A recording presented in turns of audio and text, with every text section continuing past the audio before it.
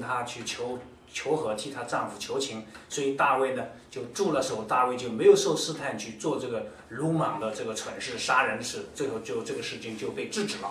You see, he praised God for restraining him from doing it. 所以大卫在这个诗篇23里面他感谢耶和华，这个阻止他去犯下这个沾流人血的罪。And in the psalm he writes, He guides me in the paths of righteousness for his name's sake. 所以他说为自己的名，你引导我走义路。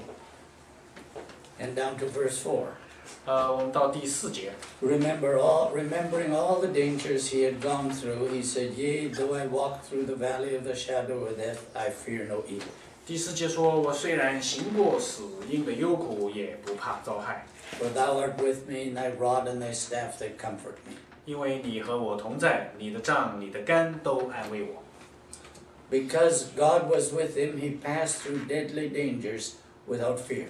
因为神跟他同在，所以大卫经过很多这个生死线上的这些这个危机，但是都安然无恙。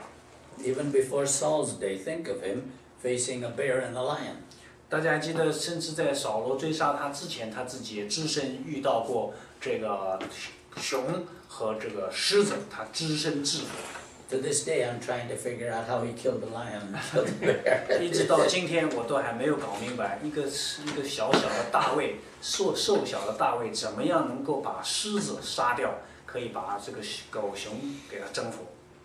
But the Lord, and when he went up to, when he went to fight with Goliath, he was trusting the same thing that he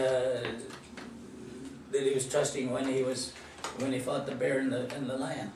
所以当这个大卫最后在以色列阵前去跟这个巨人歌利亚去征战的时候，他相信的是同一个神，那个神帮助他制服了狗熊，制服了这个凶猛的狮子。And then he thought of all the wanderings in wilderness places, all the times he had to wander around out in the wilderness, not where there weren't even any farms. 这个大卫也回想起当年他为了这个逃命，他到处在旷野里面这个人迹罕至，这个寸草不生的地方，要东躲西藏的逃命的日子。See, where could you find food? 请问在那种旷野的地方，你什么地方去弄吃的呢？ If he had herds of cattle or sheep, he wouldn't be able to run away from Saul. 如果他自己有一堆的羊群，有一堆的这个牛马这个牛群，那这些他根本就逃不动，因为这个扫罗带着精兵这个军队，带着以色列的军队在要追杀大卫。So God has supplied food for him. 所以神耶和华必须要供应他的食物。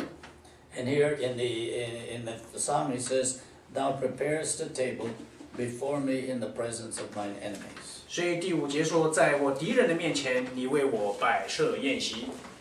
Thou hast anointed my head with oil.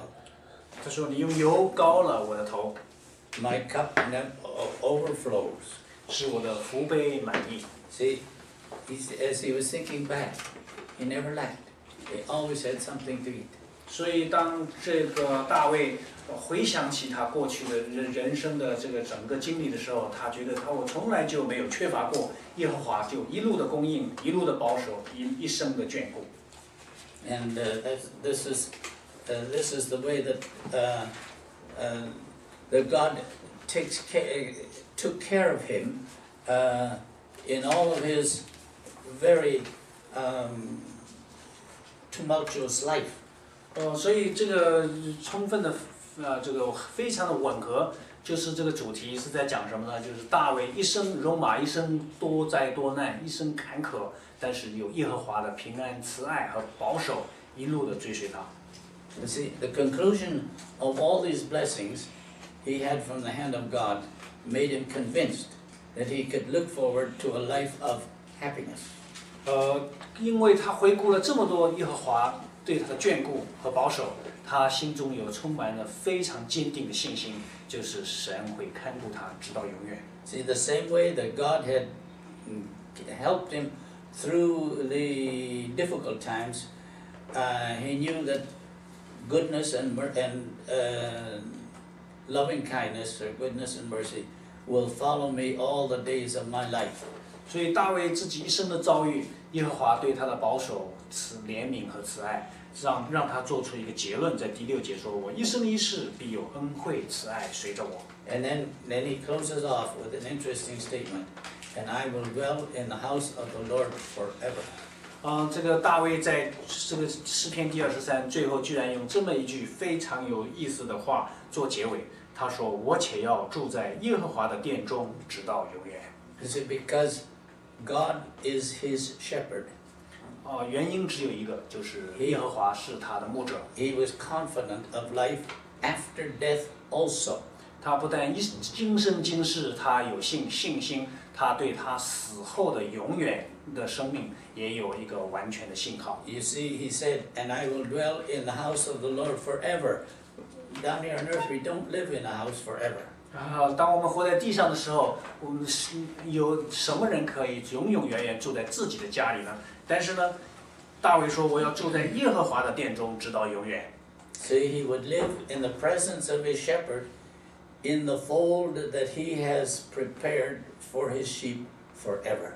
所以大卫是在说，这个就像羊群要住在牧羊人给他预备的这个羊圈里面一样，我要住在我的牧者耶和华的殿中，直到永远。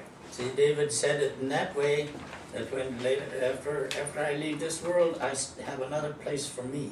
大卫自己在讲说：“我今生已经受你的眷顾，我如果离开此地，离开今生，我在永生当中，我也是受你的眷顾。” And to the thief on the other cross, Jesus said, "Today you will be with me in paradise." 与耶稣同定十架的有这个右边的这个犯人这个主耶稣对他说：“今天你就要与我同在乐园了。” He was saying it in another way.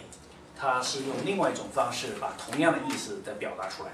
And in closing, I just tell you a little testimony. 我要做一个结束的时候，我今天是要讲一个小的见证给大家。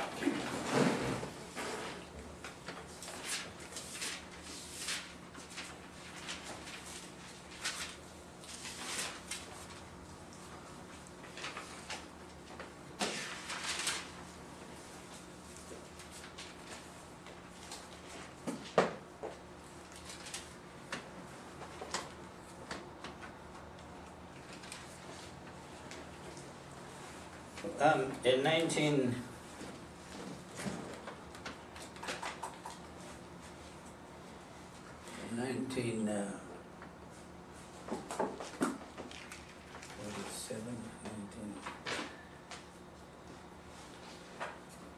the last time that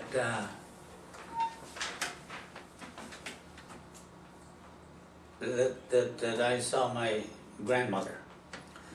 在上一个世纪那一次我最后一次见我的这个外婆或者我的奶奶的时候 I only saw my grandmother for 2 years. One time for 2 years. grandmother in father's side. On my father's side. 我一生中只见过我的奶奶2次。And we were going back to Vietnam. 当时我见完她以后，我就要回越南去。And this was supposed to be this would be in